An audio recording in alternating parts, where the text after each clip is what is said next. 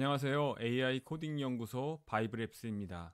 요즘 AI에게 이런 말을 하곤 합니다. 근사한 투두리스트 앱 하나 만들어 줄래? 그러면 커서 AI나 클로드 코드는 정말 눈 깜짝할 사이에 그럴듯한 웹페이지를 우리 눈앞에 펼쳐놓습니다. 우리는 감탄합니다. 이제 정말 아이디어만 있으면 서비스 하나쯤은 뚝딱 만들어지는구나. 좋은 세상이 됐어. 이렇게 생각하죠. 하지만 딱 거기까지인 것 같아요. 로그인 기능을 붙이려 하니 다른 기능이 엉망이 되고, 데이터를 저장하려 하니 어디 있는지 찾지도 못하겠고, 사소한 버튼 하나 고치려 해도 AI는 우리 말을 이해하지 못합니다. 아니, 설명하는 게 이렇게 힘든 일이었나요? MVP는 어찌어찌 해서 만들었는데 서비스로는 단 한 걸음도 나아가지 못했어요. 도대체 왜일까요? 바이브 코딩은 인간의 생각을 절대로 대신해주지 않기 때문이에요. AI는 그저 초고속 일꾼일 뿐이거든요.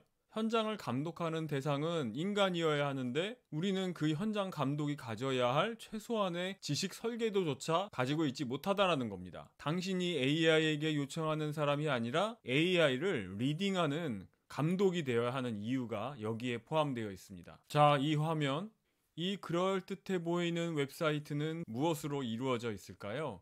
지니가 만든 마법일까요? 아닙니다. 지금부터 이 화면을 분해해 보겠습니다. 겉으로 보기에는 복잡해 보이지만 두려워할 필요는 없습니다. 모든 것은 단 딱 세 가지 재료로 압축됩니다. 웹페이지에서 마우스 우클릭을 하고 검사 메뉴를 선택한 다음에 개발자 도구의 복잡한 코드창에서 모든 비밀 작업이 이루어진답니다. 첫째, HTML입니다. HTML은 하이퍼텍스트 마크업 랭귀지라고 하지요. 화면의 해당 부분 하이라이트, 이것은 뼈대입니다. 여기엔 제목이 필요해, 여긴 입력창을 둬 라고 웹페이지의 구조와 정보를 정의하는 뼈대죠. AI는 이 뼈대를 순식간에 조립해 준 것입니다.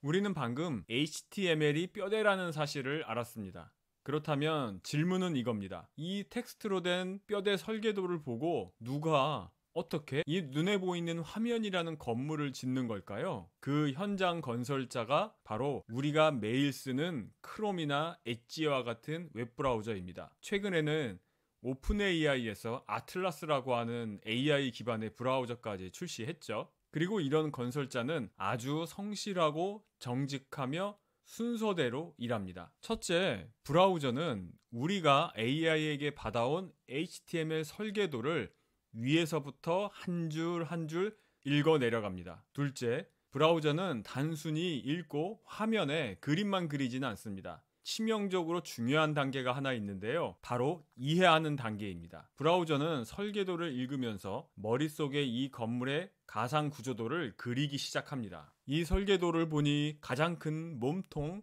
바디가 있었고요. 그 안에 제목인 H1 태그가 하나 있구나. 그리고 구역인 div 태그가 하나 있는데 그 구역 안에 버튼이라는 태그가 들어있는 구조구나. 이렇게 브라우저가 HTML 설계도를 읽고 또 이해하며 머릿속에 완성한 가상 구조도, 우리는 이것을 DOM 다큐멘트 오브젝트 모델 트리라고 부릅니다. 문서 객체 모델이라는 어려운 말이지만 그냥 브라우저가 이해한 최종 설계도라고 생각하시면 됩니다. 마지막 셋째, 브라우저는 비로소 그림을 그립니다. 중요한 것은 브라우저는 원본 HTML 텍스트를 보고 그림을 그리는 게 아니라 자신이 이해한 DOM 트리 가상 구조도를 보고 화면에 건물을 짓습니다. 현장 감독의 눈으로 이 과정을 다시 보시죠. 만약 AI가 우리에게 엉망인 HTML 설계도를 줬다면 어떻게 될까요? div 태그는 열었는데 닫는 태그를 빼먹었다면요? 건설자인 브라우저는 이 엉망인 설계도를 이해하려고 최선을 다할 겁니다. 구역을 열었는데 어디서 닫으라는 거지? 아마 여기가 끝인가? 그 결과 브라우저의 머릿속에는 우리가 의도하지 않은 삐뚤어진 가상 구조도인 돔이 그려지게 되는 겁니다. 그리고 브라우저는 그 삐뚤어진 구조도를 토대로 성실하게 건물을 짓습니다. 그 결과가 바로 우리가 마주하는 깨진 화면, 사라진 버튼, 엉망이 된 레이아웃입니다. AI에게 바이브를 전달했는데 화면이 깨졌다는 것은 AI가 이 HTML 설계도를 잘못 그렸고 브라우저가 그 잘못된 설계도를 정직하게 해석해서 시공, 즉 렌더링 했다는 증거이거든요. 따라서 AI를 리딩하려면 우리는 이 건설자인 브라우저가 어떻게 일하는지 그 원리를 알아야 하는 이유입니다. 둘째, CSS, Cascading Style Sheet입니다. 뼈대에 옷과 피부를 입히는 일입니다. 색깔, 글꼴 크기, 여백, 배치. 우리가 디자인이라고 부르는 모든 시각적인 것을 담당하는 것이 CSS입니다. 이 앙상한 뼈대, 이것이 바로 CSS가 왜 중간에 끼어 있는지, 중간에 필요한지, 왜 그토록 중요한지를 보여줍니다. CSS는 구조인 HTML과 동작인 자바스크립트 사이에서 웹의 모든 인상과 경험을 결정짓는 총괄 스타일리스트예요. HTML이 여기에 버튼이 있다라고 뼈대를 세우면 자바스크립트는 그 버튼을 누르면 메시지를 띄운다며 근육을 막 움직이죠. CSS는 그 중간에서 말합니다. 그 버튼은 사용자의 눈에 띄어야 하니 진한 파란색이어야 하고 누르기 편하도록 둥근 모서리를 가져야 한다고 지시하죠. 그리고 현장 감독으로서 우리는 이 AI에게 어떻게 입힐지 지시할 수 있어야 합니다. 옷을 입히는 방식, 즉 CSS를 작성하는 방식에도 여러 유행과 도구가 있기 때문입니다. 만약 AI가 생성한 코드에 부트스트랩이라는 단어가 보인다면 그건 AI가 잘 만들어진 기성복 세트를 통째로 가져온 것과 같습니다. 클래스는 btn-primary라는 이름표 하나만 붙이면 전문가가 미리 디자인해둔 근사한 파란색 버튼이 뚝딱 완성됩니다. 작업이 엄청나게 빠르고 안정적이지만 자칫 모든 사이트가 비슷하게 보일 수는 있겠죠. 반면 코드에 테일윈드 CSS라는 단어가 보인다면 그건 고급 레고 블록 상자를 받은 것과 같습니다. 파란 배경, 둥근 모서리, 약간의 여백 같은 아주 작은 기능 블록들을 우리가 직접 조립해서 독창적인 디자인을 만듭니다. 부트스트랩보다 훨씬 유연하지만 어떤 블록이 있는지 그 설계도를 알아야 하죠. AI가 왜 이런 도구들을 썼는지, 그리고 디자인 수정을 요청할 때 왜 클래스라는 이름표를 자꾸 건드리는지 이해하려면 바로 이 CSS의 역할과 작동 방식을 알아야만 합니다. AI가 만들어준 근사한 디자인은 CSS 코드가 없다면 그저 이런 텍스트 뼈대에 불과합니다. 자바스크립트입니다. 이것은 근육이자 신경입니다. 뼈대와 피부만으로는 아무 일도 일어나지 않죠. 이 버튼을 클릭했을 때 항목을 추가하고 삭제하는 모든 움직임과 기능을 자바스크립트가 담당합니다. 이제 이 화면이 좀 다르게 다가오지 않나요? AI는 마법을 부리는 게 아닙니다. 그저 우리의 바이브인 일상 언어를 듣고 이 세 가지 언어로 된 설계도를 대신 타이핑해 준 것뿐입니다. 서비스가 고장났다는 것은 이 셋 중 어딘가가 잘못 조립되었다는 뜻이에요. 보이지 않는 파이프라인인 데이터는 모두 어디로 갔을까요? 웹페이지는 보이는 매장일 뿐 진짜 데이터와 로직은 보이지 않는 창고인 백엔드와 데이터베이스에 있습니다. 둘을 연결하는 것이 바로 API입니다. 사라졌습니다. 왜일까요? 우리가 방금 본 HTML, CSS, JS는 손님의 눈에 보이는 매장인 프론트엔드일 뿐이기 때문입니다. 매장에 진열된 물건인 화면의 데이터는 전원이 꺼지면 혹은 새로 고침하면 사라지죠. 데이터를 영원히 보관하려면 건물 뒤편에 거대한 창고가 하나 필요합니다. 우리는 이것을 데이터베이스 DB라고 부릅니다. 그리고 이 자바스크립트라는 근육이자 신경은 두 가지 차원의 일을 동시에 합니다. 첫 번째는 이곳, 즉 로컬의 웹브라우저 안에서의 일입니다. 페이지 전체를 새로 불러오지 않고도 화면의 일부를 바꾸거나 사용자의 입력이 올바른지 그 자리에서 즉시 확인하는 것, 이것이 바로 로컬에서 일하는 자바스크립트입니다. 하지만 자바스크립트의 진짜 힘, MVP를 서비스로 만드는 힘은 두 번째 역할에 있습니다. 바로 저것, 즉 서버와의 통신입니다. 현장 감독의 입장에서는 자바스크립트는 매장인 프론트엔드에서 주방인 백엔드 서버로 주문서를 전달하는 유일한 통신원입니다. 이 사용자의 아이디와 비밀번호가 맞는지 서버에서 확인 요청해줘. 이런 요청이 들어오겠죠? 그러면 확인되었으니 고객의 개인정보 데이터를 받아 화면을 환영합니다로 바꿔줘. 이런 요청이 또 오겠죠. 이러면 이 모든 복잡한 요청인 리퀘스트와 응답, 리스판스가 사용자가 다른 작업을 하는 동안에도 물밑에서 조용하게 조용히 일어납니다. 우리가 이런 것을 비동기적이라고 얘기해요. 이 덕분에 우리는 멈춤 없는 쾌적한 서비스를 경험할 수 있는 것이죠. 그렇다면 프론트엔드와 백엔드에 대해서 다시 한번 언급하고 넘어가겠습니다. 프론트엔드는 손님, 즉 사용자가 앉아있는 매장을 생각하시면 돼요. 멋진 인테리어인 CSS가 있고요. 주문을 받는 메뉴판인 HTML이 있고요. 그리고 웨이터는 자바스크립트죠. 웨이터는 분주하게 움직입니다. 손님의 눈에 보이는 모든 것들이 프론트엔드죠. 자, 그리고 백엔드는 손님은 절대 볼 수 없는 주방의 풍경을 상상하시면 돼요. 주문서인 요청을 받아서 레시피인 로직대로 요리하고 데이터베이스인 냉장고에서 재료를 꺼내오는 모든 활동이 백엔드에서 일어나죠. 백엔드는 주방에 있기 때문에 보이지 않는 곳에서 비밀리에 일어나는 모든 활동을 의미합니다. 자, 그러면 API는 뭘까요? API는 매장과 주방의 웨이터라고 생각하시면 될 것 같아요. 자, 매장 웹페이지에서 창고인 데이터베이스에 있는 물건 10개를 가져다 줘, 또는 이 물건 창고에 보관라고 요청을 하겠죠. 우리가 이런 약속을 전형 통신 규약이라고 부르고요. 우리는 이것을 전문 용어로 API, Application Programming Interface라고 부릅니다. 자, 이 매장인 프론트와 주방인 백엔드는 어떻게 소통할까요? 바로 API라는 전형 웨이터를 통해서죠. 때로는 이 웨이터인 API를 우리가 직접 고용해야 합니다. 직접 고용한다는 건 우리가 API를 직접 개발한다는 걸 의미해요. 우리 앱의 회원 정보처럼 우리 주방인 백엔드에 있는 데이터를 직접 가져와야 하니까요. 하지만 때로는 외부의 웨이터를 쓸 수도 있습니다. 오늘의 날씨 정보가 필요하다면 우리가 직접 기상청이라는 거대한 주방을 만들 필요는 없겠죠. 기상청이 제공하는 공개 API인 웨이터에게 서울 날씨 알려줘 라고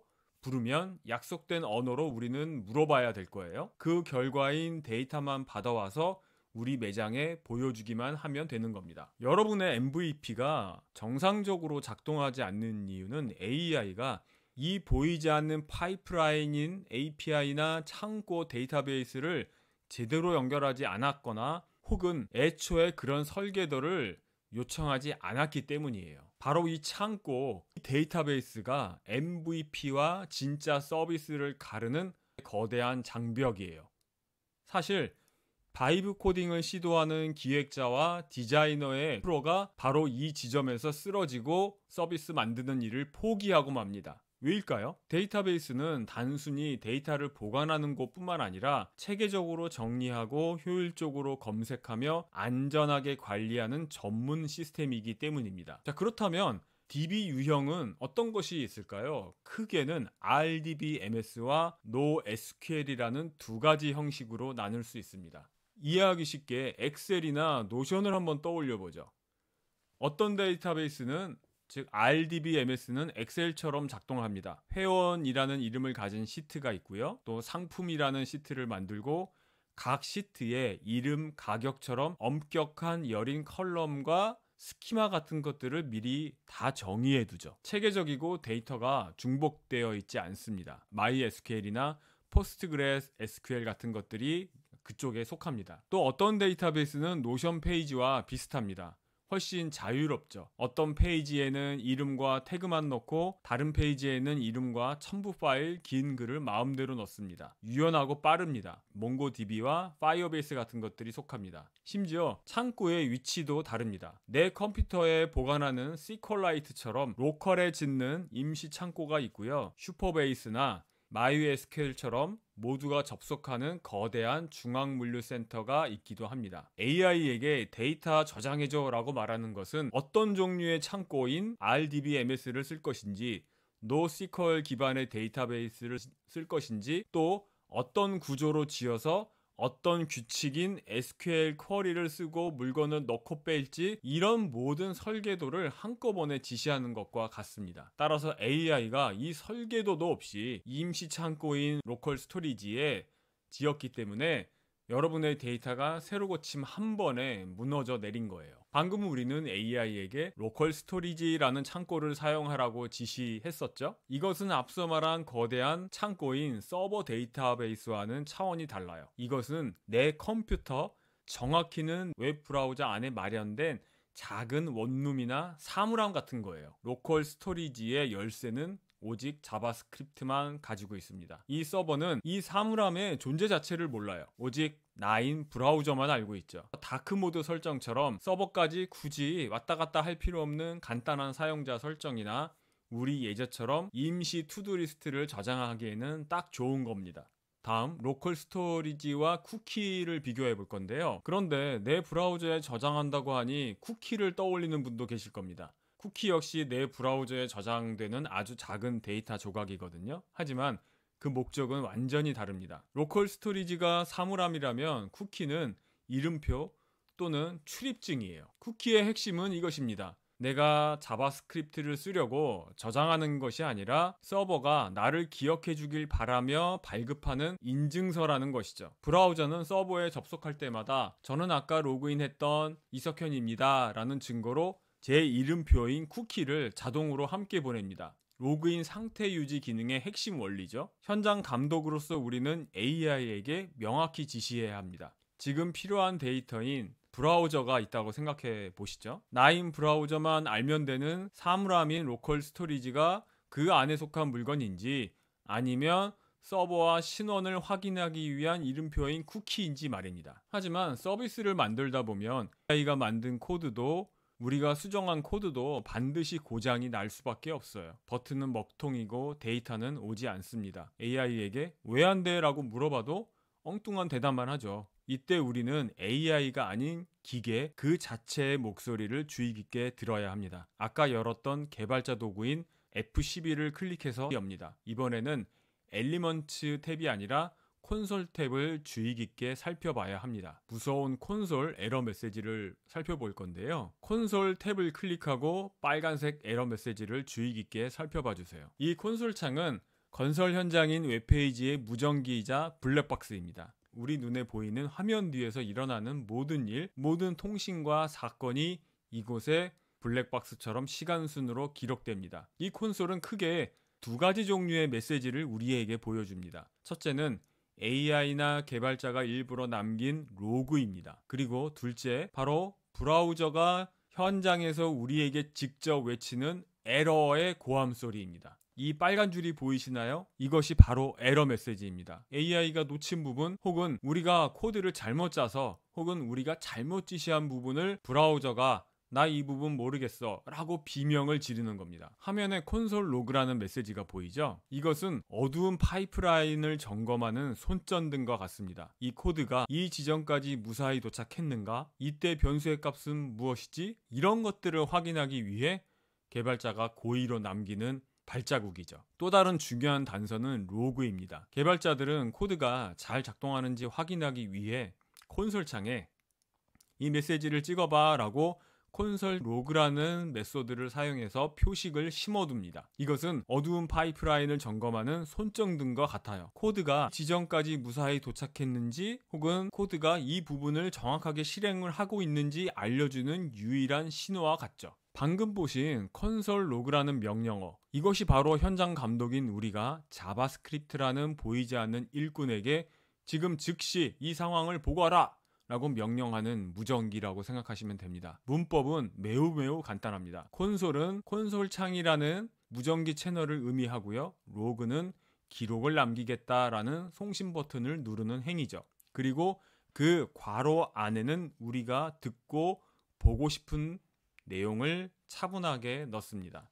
이것은 단순히 클릭됨 이런 고정된 메시지만 보내는 용도가 아닙니다. 일꾼인 자바스크립트가 지금 손에 들고 있는 것을 모조리 우리 손으로 확인할 수 있는 그런 수단이 됩니다. 네임이라는 상자인 변수에 사용자 이름을 담았다면 콘솔 로그는 유저네임이라고 가로 열고 이렇게 지시할 수 있습니다. 그러면 일꾼인 자바스크립트가 콘솔 창에 그 상자 안에 든 진짜 값을 우리에게 보여줍니다. 서비스가 고장나는 이유의 90%는 이 값이 잘못되었기 때문입니다. 타이핑을 잘못하거나 이름을 잘못 사용한 거죠. 서버에서 데이터를 받아왔는데 화면에 아무것도 뜨지 않는다면 콘솔 로그로 그 데이터를 찍어보면 됩니다.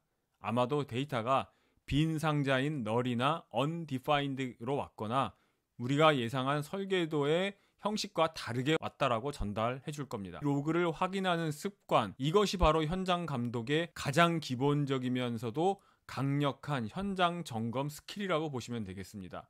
다만 너무나 지루하고 재미없고 단순한 과정이라고 볼 수도 있겠죠. 나쁜 프롬프트와 좋은 프롬프트를 비교해 볼 건데요. 이제 우리는 AI에게 다르게 지시해야 합니다. 그냥 멋지게 만들어줘, 예쁘게 만들어줘가 아니라 현장 감독처럼 명확하게 지시할 줄 알아야 돼요.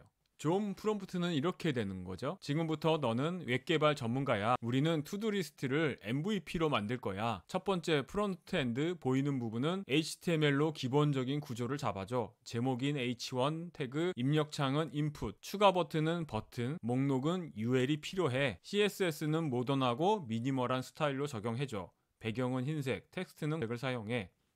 자바스크립트로 추가 버튼을 클릭하면 입력창의 텍스트가 목록인 UL에 새로운 항목은 에라 추가되는 기능을 구현해줘. 두 번째, 백엔드 보이지 않는 부분도 매우 중요해. 사용자가 입력한 데이터를 저장해야 해. 지금 복잡한 데이터베이스 대신에 웹 브라우저의 로컬 스토리지를 사용해서 새로 고침해도 데이터가 유지되도록 해줘. 페이지가 처음 로드될 때 로컬 스토리지에 저장된 데이터를 불러와서 목록에 뿌려주는 기능도 포함해줘. 자, 이렇게 요청하시면 뼈대인 HTML과 옷인 CSS, 근육인 자바스크립트를 명확히 구분하고 데이터를 어디에 보관할지까지 지시를 해주니까 AI가 훨씬 더 정확하고 의도대로 작동하는 결과물을 내놓을 겁니다. 이것이 바로 현장 감독의 언어예요. 두 번째는 에러 질문법이에요. 나쁜 프롬프트는 그냥 버튼이 작동 안 해, 왜 이래? 빨리 고쳐, 이렇게 말하는 거고요. 좋은 프롬프트는 이렇습니다.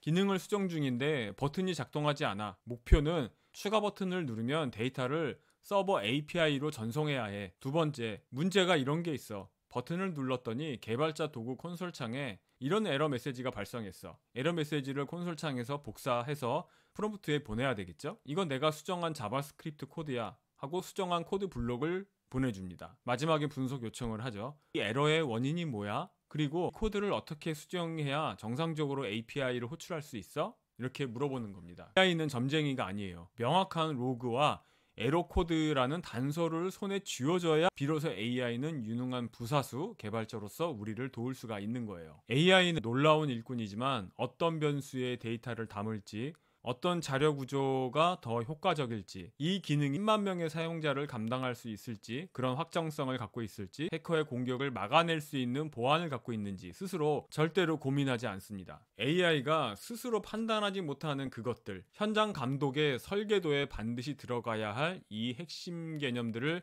지금까지 딱 5분만 더 깊게 들여다보겠습니다. 데이터베이스가 거대한 창고 건물이라면 자료 구조는 그 창고 안에 어떤 선반을 놓을지 결정하는 것입니다. 예를 들어 배열인 어레이나 리스트는 일렬로 늘어선 긴 선반과 같아요. 데이터인 물건을 순서대로 위아래로 착착착착 쌓아두는 거죠. 100번째 물건을 찾으려면 1번부터 100번까지 찾아서 순서대로 걸어가야 하는 거예요. 반면 해시나 딕셔너리는 키가 있는 사물함과 같습니다. 회원 아이디라는 이 키만 있으면 100만 명의 회원 중에서도 단 한 번에 그 사물함에 있는 데이터를 열 수 있다는 거죠. AI에게 회원 목록 보여줘라고 할 때 아이디가 바이브인 회원 정보 보여줘, AI에게 회원 목록 보여줘라고 할 때와 아이디가 바이브인 회원정보 보여줘 라고 할 때는 이 선반의 설계, 즉 자료 구조가 완전히 달라져야 합니다. AI는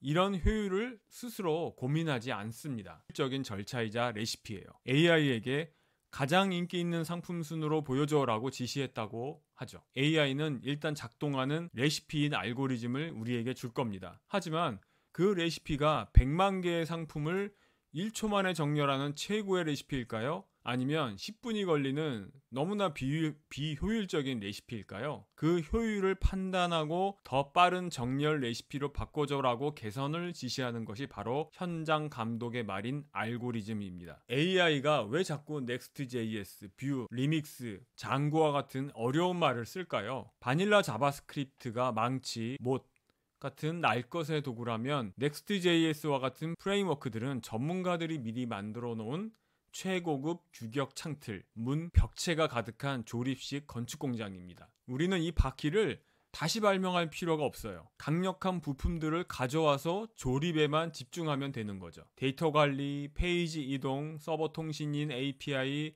등 서비스를 짓는데 필요한 가장 복잡한 그리고 반복적인 일들을 이 공장인 프레임워크에게 이미 최적의 알고리즘 혹은 최적의 방식으로 미리 해결해 놓았기 때문이에요. AI는 더 빠르고 안정적인 건축을 위해 이 공장의 부품을 쓰고 있는 것입니다. 우리는 API라는 웨이터가 주문서인 요청과 응답인 요리를 전달한다고 배웠었죠. 그런데 만약 매장인 프론트는 한국어를 쓰고 주방인 백엔드는 프랑스어를 쓴다면 어떻게 될까요? 웨이터는 두 가지 언어를 완벽하게 통역해야 하는 엄청난 부담을 갖게 될 거예요. 그래서 모든 서비스는 우리만의 공용어를 쓰기로 약속했습니다. 모든 주문서와 요리는 이 양식에 맞춰서 전달하자. 그 양식이자 공용어가 바로 제이슨입니다. 제이슨은 자바스크립트 객체의 표기법의 약자지만 이름과 달리 지금은 모든 언어인 파이썬, 자바, C# 등이 알아듣는 만국 공용어가 되었습니다. 이 구조는 놀랍도록 단순합니다. 딱 두 가지만 기억하시면 됩니다. 이름표와 목록. 키 밸류 조합 형식으로 되어 있습니다. 키에는 이름표가 있고요. 바이브랩스라는 값을 밸류에 넣은 겁니다. 마치 사전과 같죠. 이 이름표들을 중괄호로 묶으면 하나의 덩어리, 즉 명함이 됩니다. 상품 A가 있는데요. 상품 A는 밸류고 네임은 키고요. 또 그 밑에 있는 프라이스는 키고 만이라는 값은 밸류라고 볼 수 있겠죠.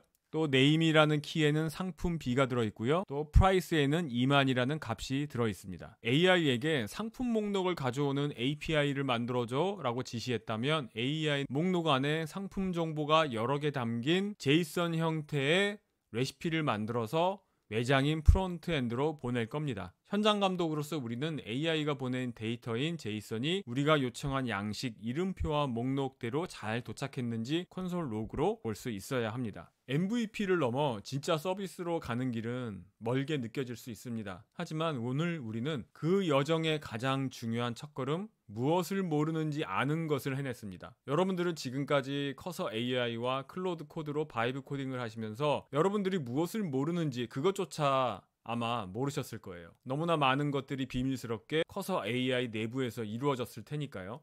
그런데 오늘 여러분들이 영상을 들으시면서 얼핏하게나마 내가 무엇을 모르고 있었구나 라는 사실을 아시게 됐을 겁니다. 오히려 더 험난해질 수도 있겠죠. 모르는 세계를 알아버렸기 때문에 그 세계를 이해한다는 숙제가 새롭게 생겼으니까요. 바이브랩스의 다음 여정에서는 설계도를 이루는 핵심 부품들인 데이터는 무엇이며 변수는 무엇이며 또 데이터베이스와 로컬 스토리지가 어떻게 다른지 이런 기초공학의 조각들을 실습을 통해서 하나씩 맞춰 나갈 것입니다. 오늘의 창작 여정은 여기까지입니다. 여러분의 아이디어가 진짜 서비스가 되는 그날까지 바이브랩스가 함께 걷겠습니다. 더 좋은 영상 제작을 위해서 구독과 좋아요, 알림 설정, 그리고 댓글은 제 다음 여정에 큰 힘이 됩니다. 여기까지 바이브랩스였습니다. 감사합니다.